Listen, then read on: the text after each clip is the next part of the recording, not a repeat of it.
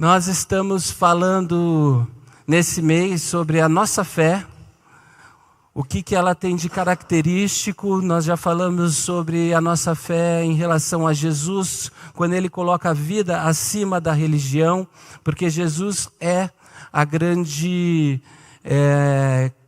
ou na verdade o grande modelo da nossa fé. Nós falamos na semana passada de nós irmos até Jesus e tocarmos nele a partir da história da mulher, do fluxo de sangue. E nós vamos continuar falando um pouquinho dessas histórias com Jesus nessa noite a partir do Evangelho de Marcos. Evangelho de Marcos, capítulo 4. Quero convidar você a abrir a sua Bíblia no Evangelho de Marcos, segundo livro do Novo Testamento. Nós vamos ler a partir do verso 36 do capítulo 4. Marcos 4, verso 36.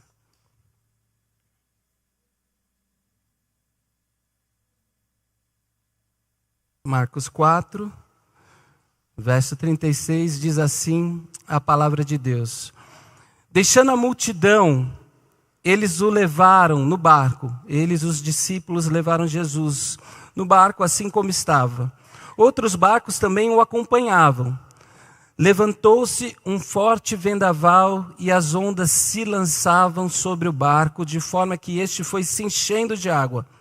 Jesus estava na polpa, na parte de trás do barco, dormindo com a cabeça sobre um travesseiro. Os discípulos o acordaram e clamaram: Mestre, não te importas que morramos? Ele se levantou, repreendeu o vento e disse ao mar: Aquiete-se, acalme-se. O vento se aquietou e fez-se completa bonança. Então perguntou aos seus discípulos: Por que vocês estão com medo? Ainda não têm fé?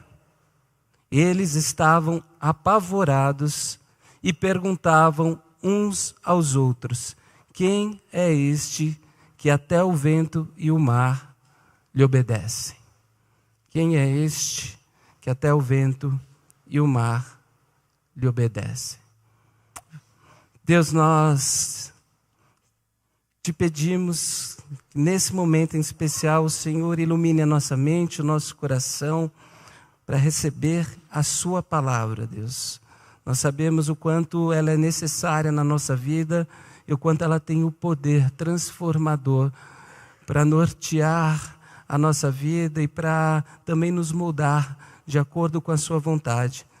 Nos faça, Senhor, ouvir e internalizar aquilo que o seu Espírito quer nos dizer essa noite, para que a gente encontre respostas, para que a gente encontre saídas, para que a gente, sobretudo, encontre em Ti e na Sua palavra a força para resistir todas as tempestades que nós passamos. É no nome de Jesus que eu te peço. Amém.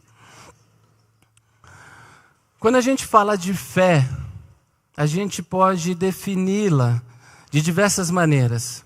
Fé como confiança, fé como esperança, fé como acreditar, como diz o autor de Hebreus, acreditar nas coisas que ainda não são como se já fossem. Nós temos várias maneiras de definir fé. Mas na Bíblia, no Novo e no Antigo Testamento, nós temos pelo menos duas palavras que mostram duas formas para que a gente viva a fé. Pelo menos de duas maneiras a gente pode viver a nossa fé. A primeira palavra vem do hebraico e é emuná. Emuná. E a segunda palavra que vem do grego e é pistis. Pistis. Então você tem no grego uma palavra para fé que é emuná, no hebraico uma palavra para fé que é emuná, e no grego uma palavra para fé que é pistis. E a fé em grego, pistis, é justamente essa fé de acreditar. Quando a gente faz uma afirmação daquilo que ainda não aconteceu, mas eu acredito que Deus pode fazer acontecer, e eu me mantenho então nessa crença, acreditando que Deus pode fazer. Mais ou menos como nós falamos na semana passada da mulher do fluxo de sangue. Lembra que ela disse, como ela expressa a fé dela? Se eu somente tocar as suas vestes, eu serei curada. Então ela acredita, ela tem essa fé pistis, essa fé que acredita que se ela tocar, ela será curada. E nós temos a fé emuná, do hebraico, que é mais um ato de confiança. Um ato que desafia todas as circunstâncias, um ato de coragem, um ato em que, no momento em que eu não posso fazer mais nada, no momento em que eu sei que a situação não pode mudar, ou no momento em que a situação pela qual eu orei e pedi não mudou, eu ainda assim preciso continuar confiando, como se fosse um posicionamento existencial. Ainda que as coisas não aconteçam como eu acho que precisem acontecer, ou ainda que o bem não aconteça na minha vida, eu preciso continuar confiando nesse Deus e cantando que Ele continua sendo bom, que Ele continua sendo Deus. Essa é a fé emuná. Então dá para entender um pouquinho dessas duas diferenças. Uma é acreditar que Deus pode fazer, e eu acredito pela fé que Deus pode mudar uma situação, e a outra eu uso justamente quando a situação não muda, ou quando a situação não me parece que vai mudar, e eu ainda assim preciso continuar crendo que Ele continua sendo Deus. E nós, na nossa jornada de espiritualidade cristã, nós articulamos geralmente essas duas práticas de fé. Uma fé que acredita no milagre, mas uma fé também que quando o milagre não vem, continua confiando em Deus. Nós precisamos acreditar e nós precisamos confiar. Então o que o texto está dizendo aqui para a gente? O texto está dizendo um pouquinho dessa fé emuná, que eu gostaria de trabalhar com vocês nessa noite. Em uma história que eu li sobre os últimos combatentes do gueto de Varsóvia, na Segunda Guerra Mundial, tem um rabino que se chama Yozel Hakover, que escreve, se dirigindo aos leitores e dizendo assim, que quando ele era pequeno, o rabino dele contava copiosamente a história de um judeu que, fugindo da Inquisição espanhola, pegou sua esposa e seu filho em um barco e remou até uma ilha bem longe, rochosa. E quando chegou nessa ilha, um raio atingiu a sua esposa numa tempestade e ela morreu. E um vento impetuoso acabou fazendo com que seu filho se afogasse no mar. E ele então, entristecido, revoltado, sozinho naquela ilha, ele ergue as mãos para Deus e diz assim: Deus de Israel, eu fugi para cá com a minha família para servi-lo livremente, para observar os seus mandamentos, para santificar o seu nome. Mas você fez de tudo para me impedir de acreditar em você. No entanto, se você acha que você vai conseguir me desviar por essas provações do caminho, eu grito para você, não valeu a pena. Você pode me castigar, você pode me ofender, a vida pode me tirar tudo que tenho, eu ainda vou acreditar em você. Né? Então, ele faz essa confissão, né, uma história, não sei se é com E ou com H, mas que demonstra um pouco dessa fé emuná, uma fé que tem a ver com confiar em Deus, de uma certa maneira de exercer uma fidelidade a Deus, no sentido de que não importa o que aconteça, eu não vou deixar de acreditar, eu não vou deixar de confiar. E na história que nós lemos, uma história curta, né, o que está acontecendo? O evangelista Marcos diz que é o começo do ministério público de Jesus, mas já existe Existem algumas pessoas que já ouviram falar de Jesus, que contemplam o seu poder, ouviram falar do que as suas mãos são capazes de fazer, do que os seus ensinos são capazes de educar, de ajudar, da maneira como ele ordenava a vida das pessoas, do caos que estavam. Então Jesus já era objeto de interesse de muita gente. Alguns admiradores, outros curiosos, outros querendo de fato se relacionar com Jesus. Fato é que para onde Jesus ia, uma multidão ia seguindo Jesus. E esse texto começa dizendo que Jesus está saindo de um lugar para ir para um outro lugar, inclusive para fora da região de Jerusalém, e está se dirigindo com os seus discípulos, que são seus amigos, e que eram familiarizados, inclusive, com barcos de pescas e navegação. E eles, então, decidem chegar desse outro lado, nesse outro lugar, embarcando num barco. O fato é que o Mar da Galileia, que na verdade a gente sabe é um grande lago, hoje chamado de Lago de Genezaré, ele fica a 200 metros. Não sei se vocês já tiveram a oportunidade de conhecê-lo. Eu não tive ainda, mas fui pesquisar, né? Ele fica a 200 metros abaixo do mar, né? Cercados por montanhas, e favorece muito essas mudanças climáticas, esse lugar geográfico de mudanças climáticas rápidas.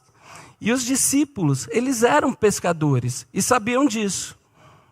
Outra coisa interessante é que, simbolicamente, na Bíblia, atravessar um mar não é pouca coisa.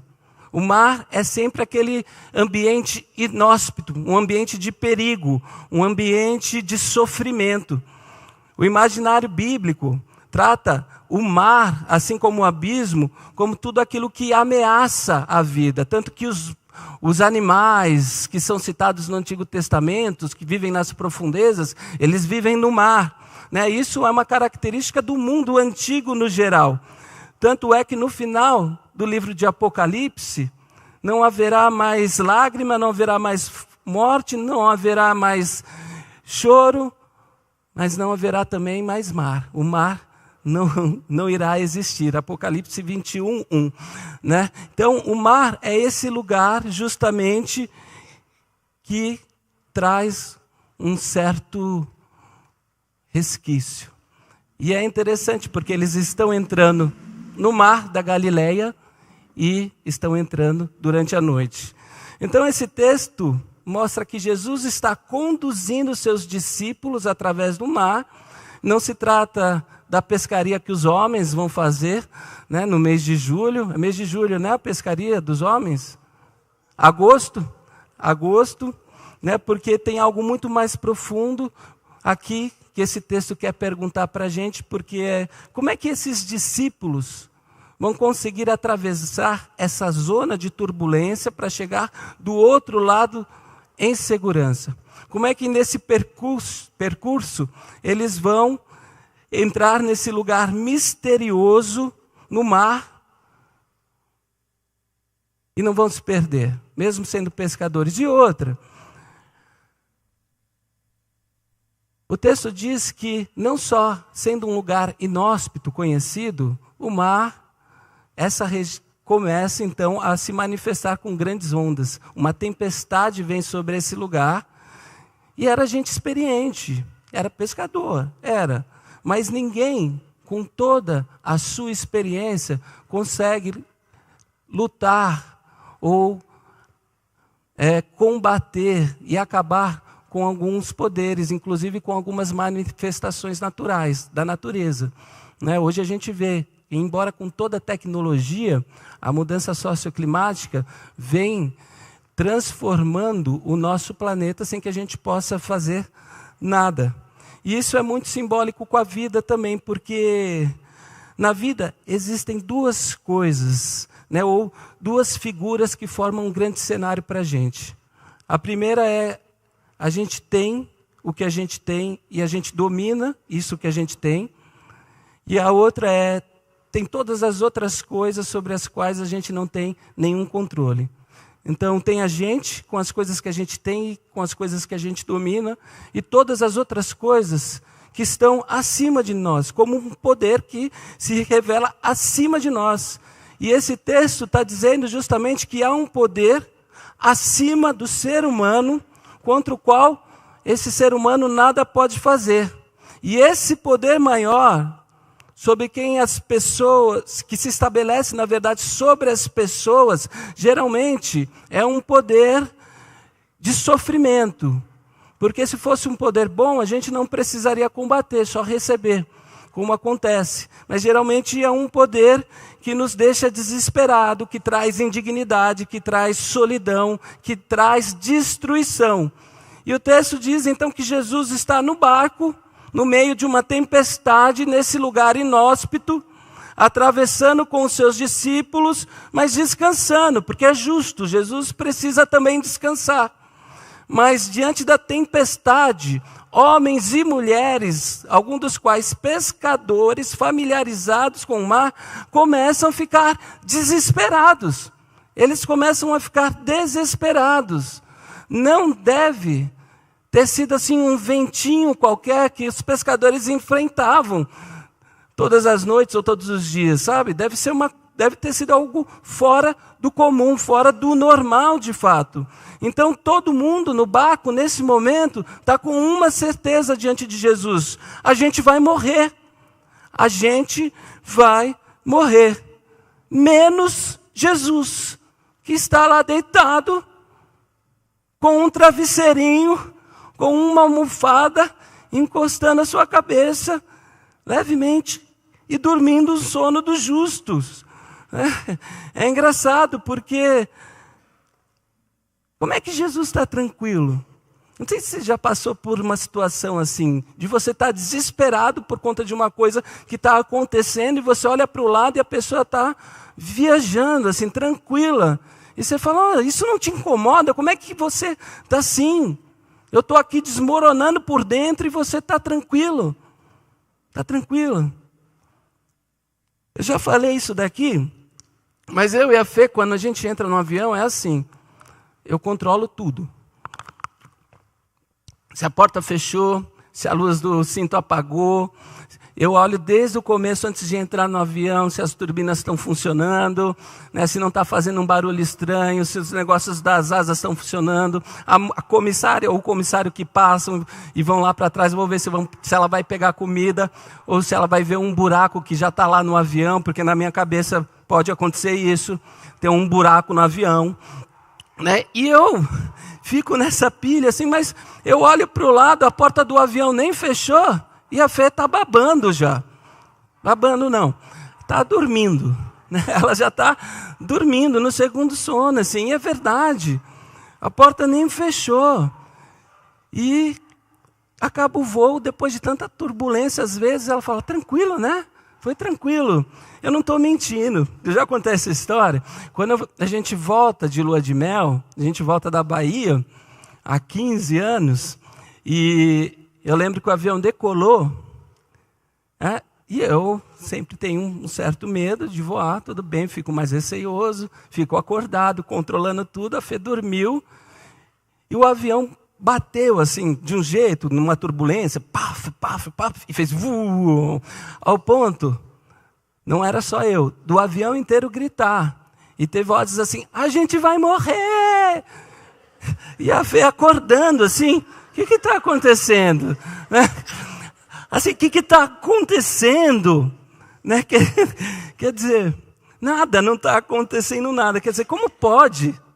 Como pode? Eu fico imaginando aqui os discípulos de Jesus, do lado de Jesus, nesse barco, mais ou menos assim, suando horrores, o barco, diz o texto, enchendo de água, desesperados, e Jesus dormindo com um travesseirinho confortável.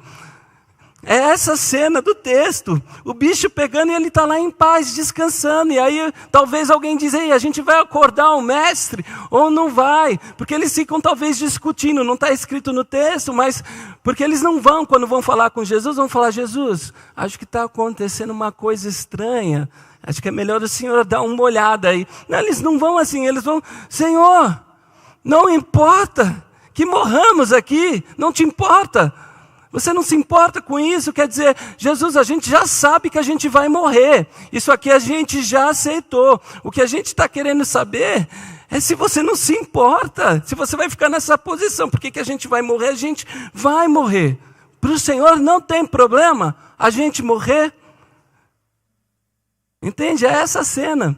E eu fico imaginando Jesus tentando fazer eles entenderem que não é que ele não se importa, é que eles não vão morrer.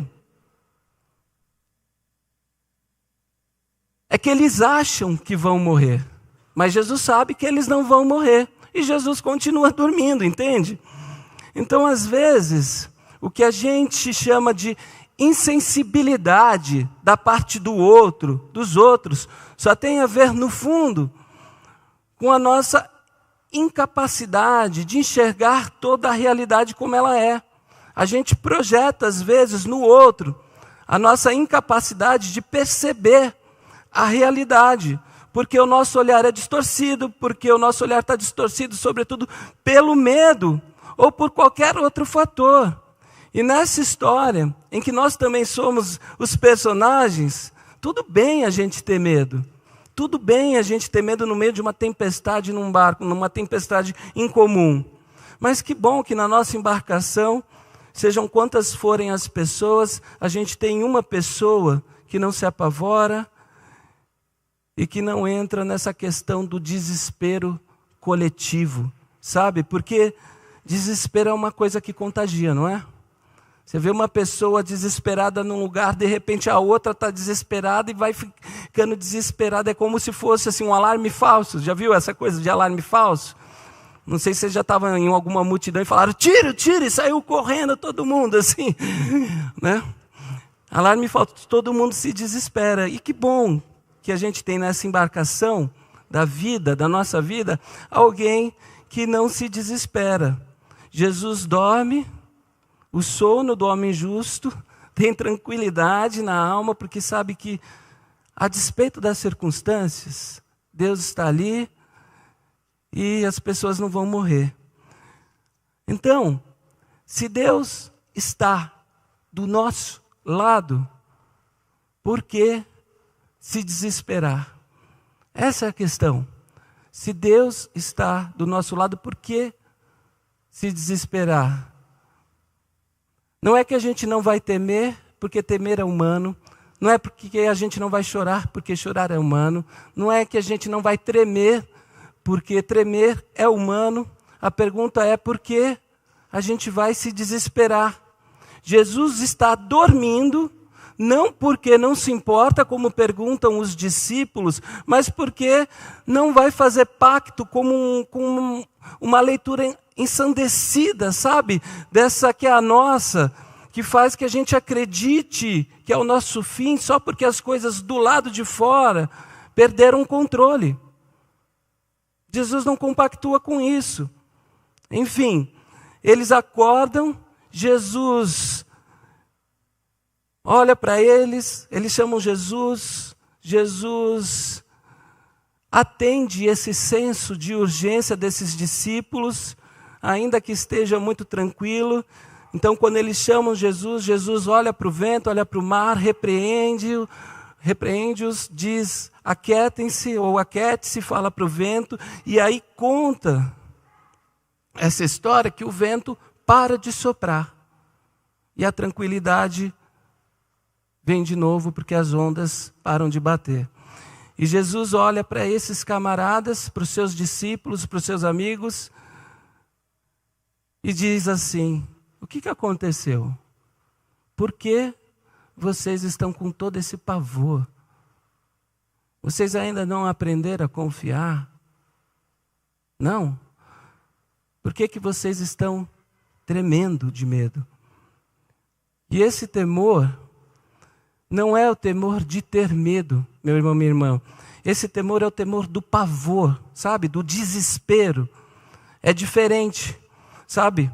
Medo é um negócio que a gente tem, e é normal, e às vezes é muito bom, inclusive. Pavor, desespero, é uma pergunta que a gente precisa se fazer. Para quê? Para que o desespero? Se a gente sabe que existe alguém em quem a gente pode confiar, por que que a gente vai se apavorar? Ainda que as circunstâncias, às vezes, nos deem certeza, e com aspas aqui, de que a gente vai morrer. Né? Jesus chama esses homens à realidade, depois de ter falado para o vento, aquiete-se, de ter dado uma ordem para o mar, silencie, desapareçam para as ondas. Ele olha para essa gente e diz assim, vocês ainda não têm fé? Vocês ainda não têm fé? Por que vocês ainda não confiam? E enfim, os discípulos não respondem, eles só fazem entre si mais uma pergunta: quem é este? Quem é esse cara? Quem é este que até o vento e o mar lhe obedecem?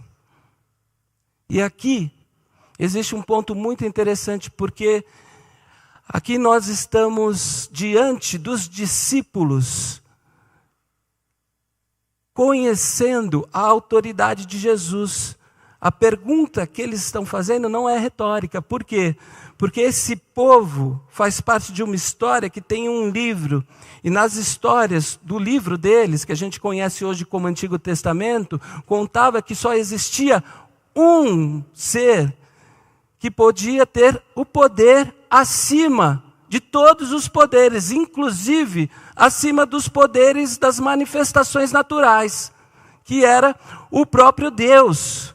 Então, no Antigo Testamento, somente um poder estava acima dos poderes da natureza, que era o poder de Deus, Deus de Israel. E nas entrelinhas, eles estão falando uns para os outros, esse cara só pode ser Deus, ele é Deus, só pode ser Deus, porque só tem um que dá ordem à natureza e ela obedece. E Ele está aqui com a gente, é o Criador.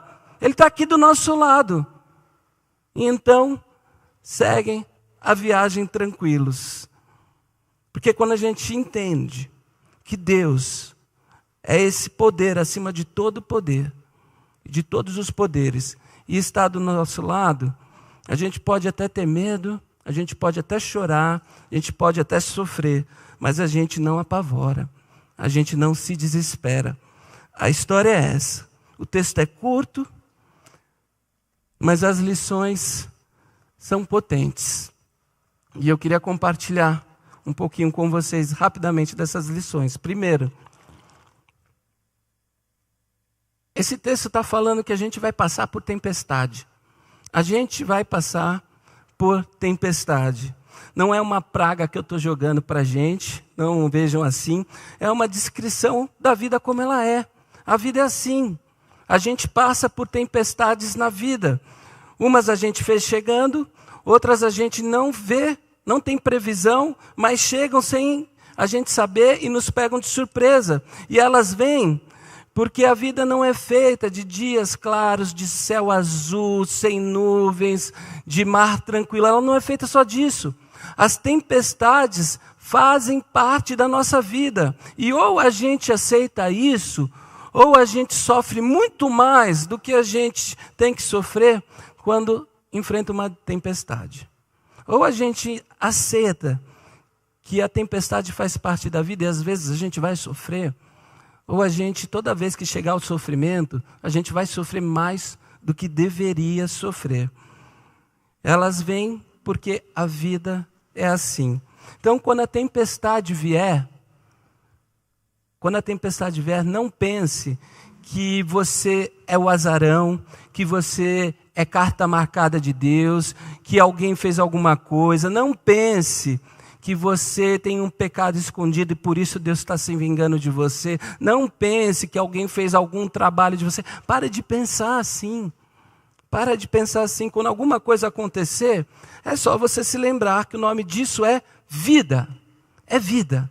E na vida a gente tem aflição. Tempestade faz parte da vida. Tem tempestade que você consegue prever e se preparar melhor. E tem tempestade que chega de surpresa, que você não consegue prever. E as duas fazem parte da vida.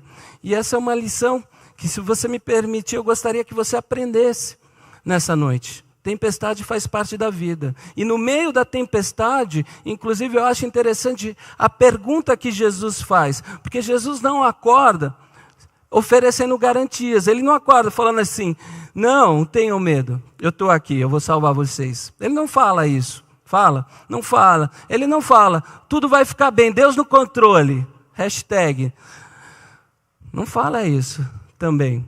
Ele não fala. Ele só faz uma pergunta: por que vocês têm medo? Por que vocês têm medo? E eu acho essa pergunta interessantíssima, porque Jesus nos encoraja a examinarmos os nossos medos. Por que vocês têm medo? Fala, identifica, examina esse medo. Porque se há algo que pode nos separar da fé, não é o medo em si, mas o desespero, a quem esse medo exacerbado nos leva.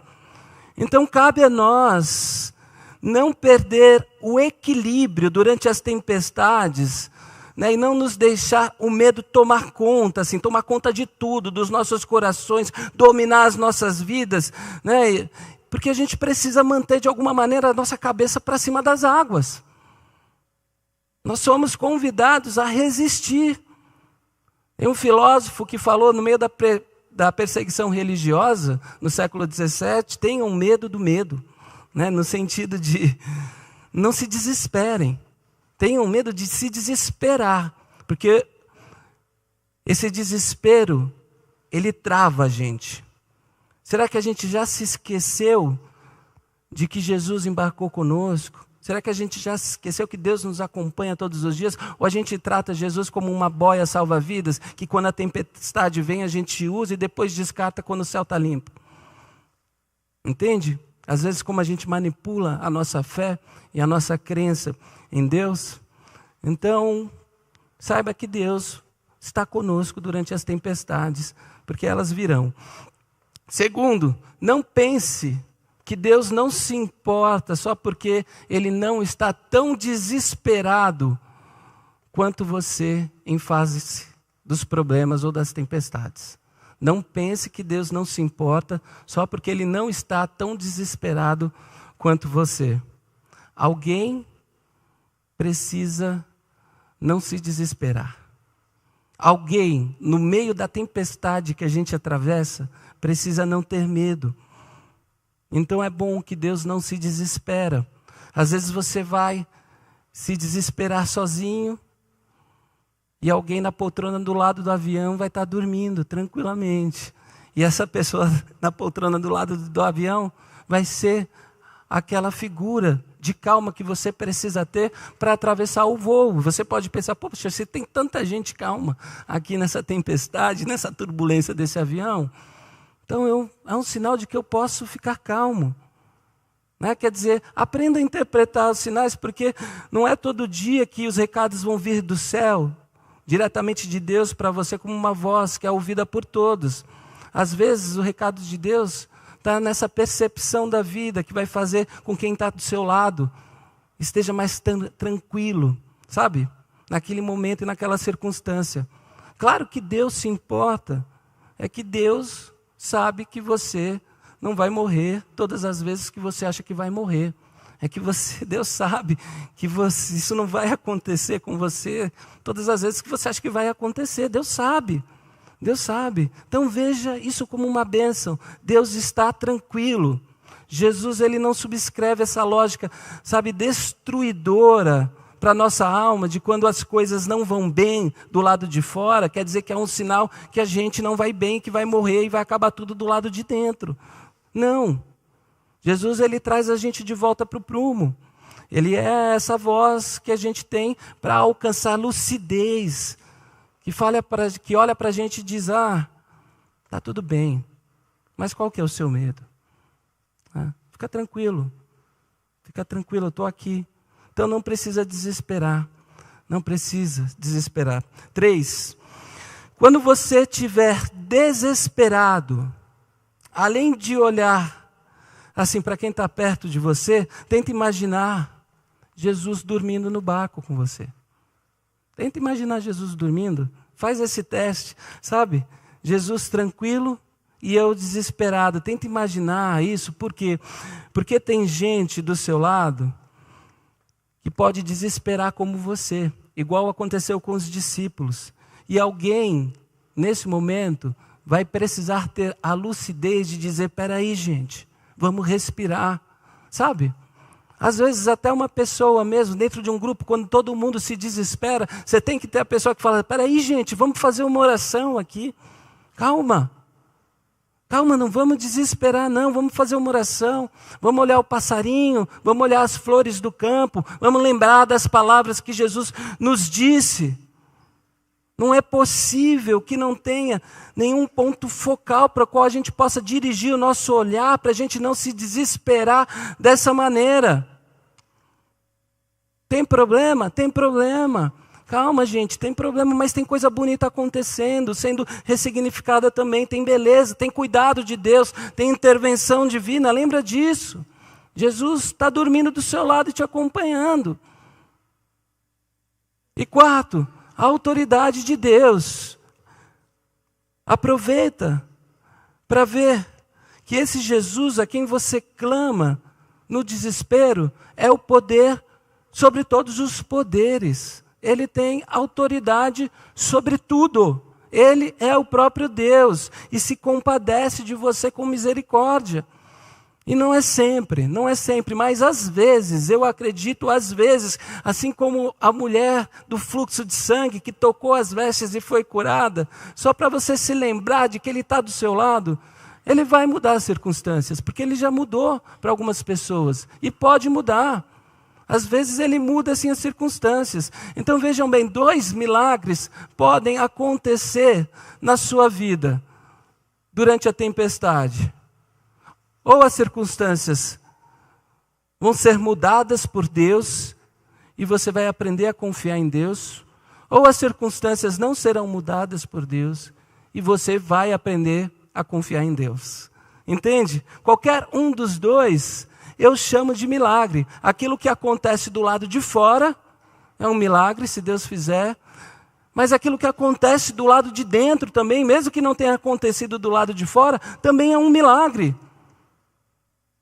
Entende? Então, se Deus quiser mudar tudo de uma vez, do lado de fora, e falar, então, meu filho, está vendo? Você não precisava ficar desesperado, porque eu estou aqui. Aí a gente fala, obrigado, Senhor. Obrigado por mais uma vez você mudar o entorno das minhas circunstâncias. Mas, se Deus não mudar, também vai ser a oportunidade de eu me reorganizar na minha vida. Mesmo na minha fraqueza, e dizer assim, Senhor, eu confio em Ti. Eu tenho essa fé emuná, essa fidelidade de que eu sei de alguma maneira que o Senhor não saiu do meu lado e eu não preciso, embora eu esteja com medo, me desesperar, ainda que eu ande com muito medo. Porque as coisas vão passar e a tempestade vai passar. Vai passar. Então a pergunta não é o que a gente vai fazer com as tempestades que a gente enfrenta. A pergunta é até quando a gente vai permitir que as coisas que acontecem do lado de fora determinem aquilo que a gente é do lado de dentro, influencie aquilo que a gente é do lado de dentro. Até quando a gente vai permitir? Jesus demonstra o seu poder sobre todo o poder, porque é um Deus que tem todo o poder sobre todo o poder. Há mais de 15 anos, eu resolvi dedicar a minha vida para o ministério pastoral. E eu tenho vivido coisas incríveis. Mas eu posso dizer para vocês, acreditar em Deus não resolveu os meus problemas. Não me fez deixar de enfrentar tempestades. Me fez conhecer o amor, me deu salvação, me deu respostas para muitas coisas, sentido e significado para a vida. Reconhecimento de um amor que eu nunca e nem vou poder mensurar, mas não resolveu todos os meus problemas, longe disso. Tem um judeu que viveu num campo de concentração, Elias Wiesel, que disse assim, O meu problema não é a não existência de Deus. O meu problema é a existência de Deus, ele disse. Porque se Deus não existe, ok, não tem problema nenhum. O mundo é assim, todo desorganizado como é. O problema é que eu sei que ele existe. E o mundo é assim. Então ele diz, às vezes eu sou por Deus. Às vezes eu sou contra Deus. Porque eu queria que ele fizesse diferente. Mas nunca eu sou sem Deus. Ou a favor ou contra, eu estou sempre com Deus, entende? Deus está sempre comigo. Eu não consigo me desvencilhar dessa presença. Mesmo quando eu estou contra Ele, me coloco contra Ele, ainda assim Ele está comigo. E eu acho isso demais, porque a gente pode clamar do jeito que a gente quiser. A gente pode apresentar a nossa oração, inclusive, no desespero, no pavor, porque eu estou dizendo aqui para a gente não se desesperar, mas a gente sabe que na vida isso acontece, a gente se desespera, né? Lógico, a gente está falando aqui do ideal, né? Mas eu sei que essas coisas, às vezes, a gente não consegue controlar, porque a fé é um dom, mas a fé também pode ser um grito, o grito de não se importa que morramos, né? E nos outros evangelhos, na mesma situação, eles dizem, salve-nos, salve-nos. A fé pode ser justamente esse grito no meio do desespero. Então, se for o grito, tiver que ser no grito, vai no grito para Jesus e acorda Ele. Vai que Ele está dormindo aí no seu ser e precisa de fato ser despertado dentro de você para acordar e só mostrar para você que Ele está tranquilo, porque Ele está cuidando de você e nunca te deixou em nenhum momento. Mas saiba que a fé é um dom, ela é sim, pode ser um protesto, um grito, mas ela também é essa emuná, essa confiança, esse enraizamento. Chega um momento da nossa vida e da nossa jornada de fé que a gente precisa evoluir, no sentido de, não é toda tempestade que vai me derrubar. Não é porque eu estou atravessando uma tempestade que eu vou me desesperar. Porque a fé é uma prática, essa fé emuná. É como plantar a semente, sabe? Você vai plantando a semente e a semente vai crescendo. Você rega, você tira do sol a planta para ela não queimar. E você vai cuidando dessa fé, até ela ir se fortalecendo em você. E cada vez mais ela vai criando raízes profundas, ao ponto de que não é nenhuma tempestade qualquer que vai te desesperar. O desespero pode acontecer, pode, mas não é qualquer um. A partir do momento que a gente vai trabalhando a nossa fé, a gente vai amadurecendo. Porque a fé é essa confiança que precisa ser trabalhada na minha relação com Deus. A gente canta tanto para Deus, Deus, tu és fiel, mas e a nossa fidelidade de quando está passando a tempestade, não conseguir confiar? Parece que Ele nunca esteve aqui, ou não está no processo. Como assim? Como assim? Eu me lembrei, quando eu estava refletindo sobre essa mensagem, sobre um texto que eu vi no livro do Leonardo Boff, um teólogo católico, e ele diz que certa vez ele viu uma mulher de pé numa comunidade e lembrou da Pieta de Michelangelo. A Pieta de Michelangelo é aquela estátua que simboliza Maria carregando Jesus morto nos braços, né? E ele disse que essa mulher estava com seu filho morto pela polícia de 15 anos numa comunidade no Rio de Janeiro. E esse menino foi confundido com traficantes, coletando lixo para ajudar em casa, lixo reciclável. E ela estava ali, com o olhar parado, desesperado. E já não havia mais lágrimas, porque ela já tinha chorado tudo. E ele chega, se aproxima dela e pergunta, querendo consolá-la, você ainda consegue acreditar em Deus? E ele diz que ela então olha para ele com um olhar assim, direto, mas cheio de ternura, que só poderia ter vindo do divino, e fala assim, como assim?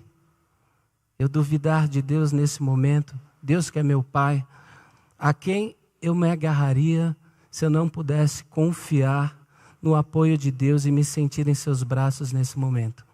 eu não teria sustento. Então vejam, diante de uma tempestade e de uma situação quase que mais do que catastrófica, talvez, essa mulher mostrou para o Leonardo Boff, um grande teólogo reconhecido no mundo todo, o que é fé. Uma fé emuná. Agora eu não consigo mais acreditar na salvação do meu filho. A coisa aconteceu. Eu preciso confiar em que, de alguma maneira, eu estou nos braços de Deus para sofrer essa dor. Entende? Então, andar com Deus é andar com alguém que, mesmo no momento em que você atravessa a tempestade, é alguém que está tranquilo, não porque não se importa, mas porque quer ensinar que você pode atravessar a tempestade sem se desesperar. Amém?